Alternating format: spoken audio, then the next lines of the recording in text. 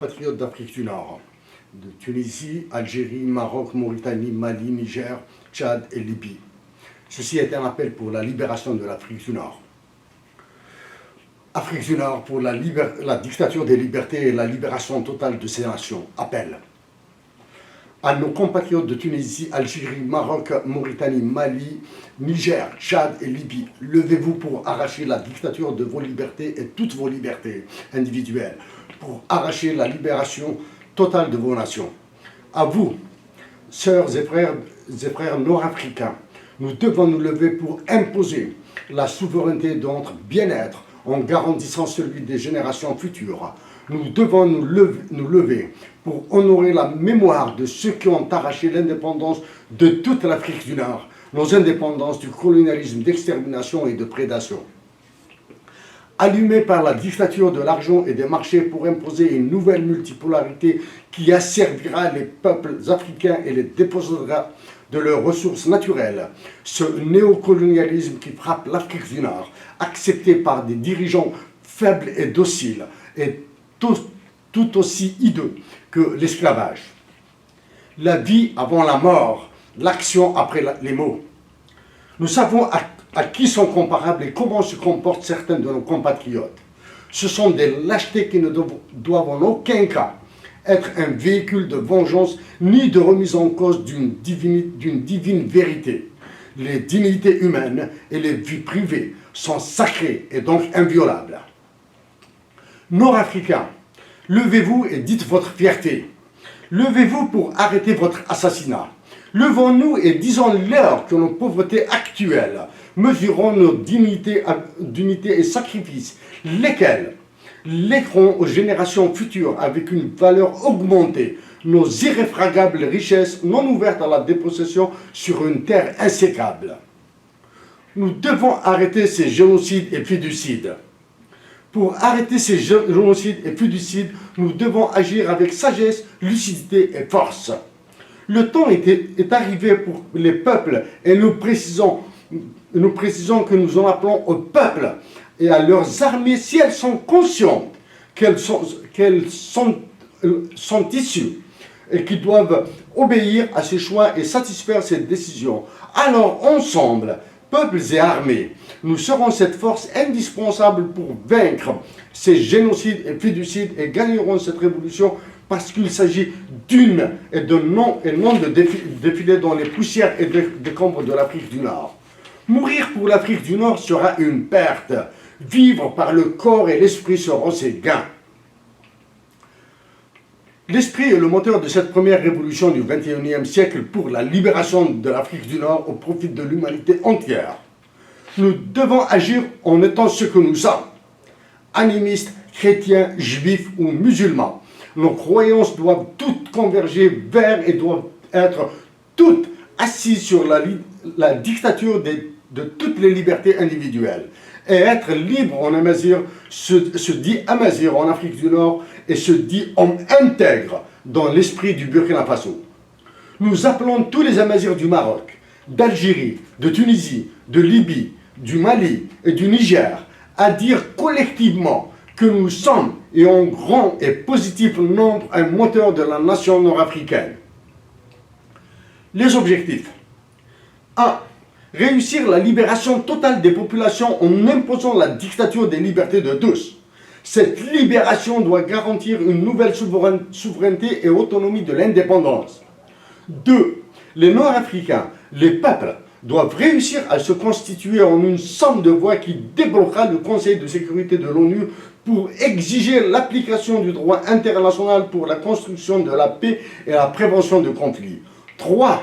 Intégrer dans la caractérisation des crimes contre l'humanité et au même niveau que le génocide, le fédicide, cette destruction silencieuse de la prospérité et du bien-être des populations par la valeur mercantile de la monnaie réelle.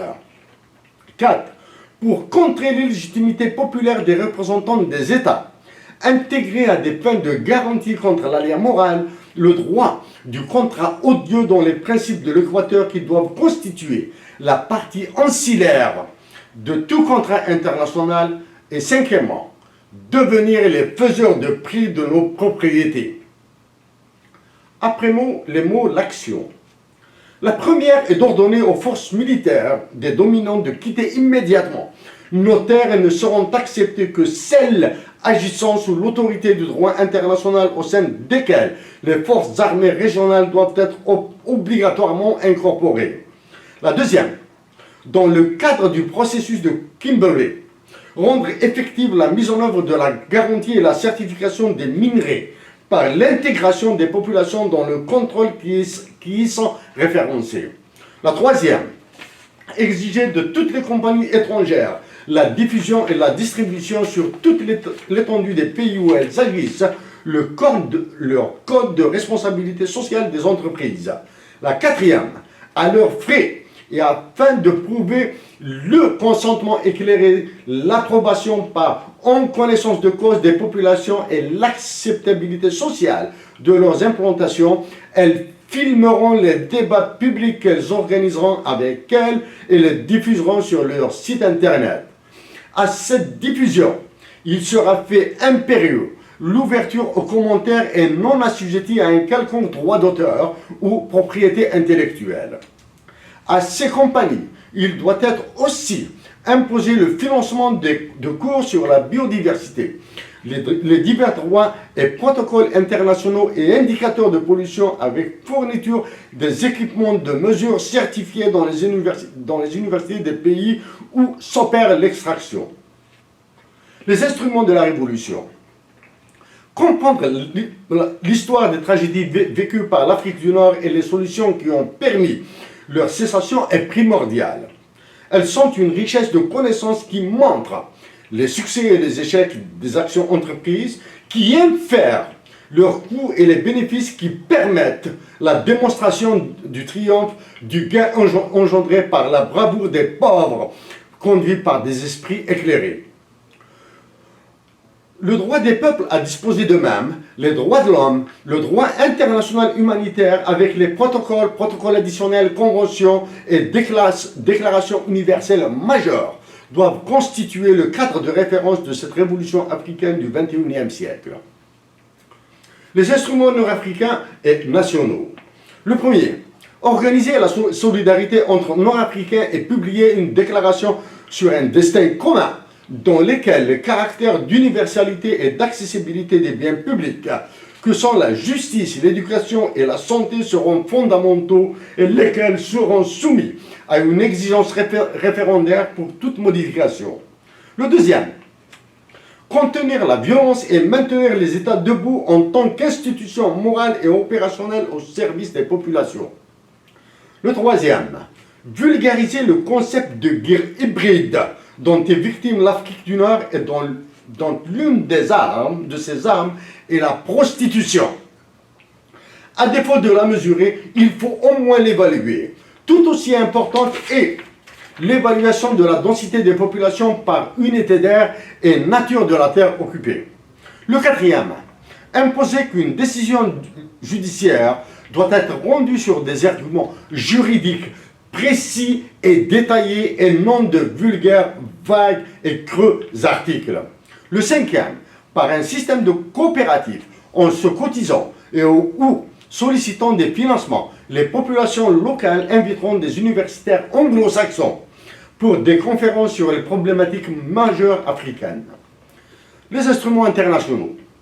Il est primordial de saisir la Cour pénale internationale pour qu'elle amende la qualification du génocide pour inclure le féticide, qui est le massacre des populations par la dévaluation des monnaies qui entraîne la dépréciation de leurs richesses. Cette action doit être jumelée avec une autre amenée envers le Conseil des droits de l'homme et le Conseil économique et social de l'ONU pour réévaluer les seuils de pauvreté en usage dans les analyses des organisations internationales comme le Fonds monétaire international, la Banque mondiale et l'Organisation pour la coopération et le développement économique. Dans une première phase, l'ONU se chargera d'exiger que les calculs internationaux des niveaux de pauvreté soient faits selon des scénarios faibles ou bas, suffisants ou moyens, et élevés ou hauts, qui sont en usage dans sa division des populations. Vu que le bonheur national brut ou gross national happiness et l'indice du progrès véritable, ou Genuine Progress Index, sont évalués par diverses organisations internationales. La formation des communautés nord-africaines à leur calcul doit être incluse dans les objectifs de l'ONU et devra faire l'objet d'une résolution contraignante du Conseil de sécurité de l'ONU. Dans les domaines des droits de l'homme et de la nature et additivement à toutes les recommandations universelles. Les rapports des organisations internationales non gouvernementales qui agissent dans ces domaines doivent être considérés nuls et non avenus et rejetés si les politiques monétaires et budgétaires mesurées dans leurs impacts sur les populations ne sont pas inclus. Dans l'aspect lié au conflit et leur typologie, l'Uppsala Conflict Data Program en Suède et le Stockholm International Peace Research Institute en Suède doivent être approchés pour l'implémentation d'une procédure de conformation et vérification du nombre de victimes par l'intégration des populations locales touchées par les conflits actuels et à venir en Afrique du Nord. L'introduction du type conflit contre les civils et la révision des seuils des victimes dans la catégorisation des conflits est un aspect qui a toute son importance pour l'appel au chapitre Paix et sécurité, les articles 6 et 7 de la Charte des Nations Unies qui faciliterait la convocation du Conseil de sécurité de l'ONU et l'envoi de missions d'évaluation de conflits et de leur prévention. L'Afrique du Nord a besoin de tous. Merci.